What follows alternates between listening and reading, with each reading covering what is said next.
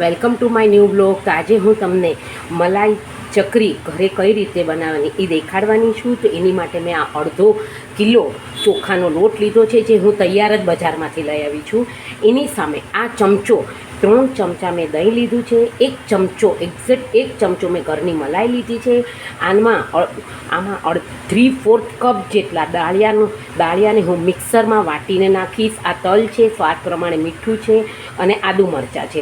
આને હવે હું આ દાળિયાને વાટી અને પછી મલાઈ અને દહીં અને મીઠું તલ બધું જ નાખી અને પછી એનાથી લોટ બાંધી. તમે જોઈ શકો છો મારો આ ચકરીનો અડધો કિલો જે લોટ હતો અને મેં 3/4 કપ જેટલા જે દાળિયા નાખીને લોટ બાંધ્યો છે, તો મારો લોટ આટલો થયો છે. હવે હું તમને ચકરી પાડી અને મેં તેલ મૂકી દીધું છે, તળીને દેખાડી. આ મેં બધી થોડીક એવી ચકરી 4-5 ચકરી પાડી મેં તૈયાર કરી છે. હવે હું આને તળીશ. આપણું તેલ ગરમ થઈ ગયું છે. આ મેં ચકરી ધીમા તાપે તળવા માટે નાખી દીધી છે. હવે હું એને થોડીક કડક થશે એટલે કાઢી. અત્યારે મેં 5 થી 6 ચકરી હું તળીને તમને દેખાડીશ.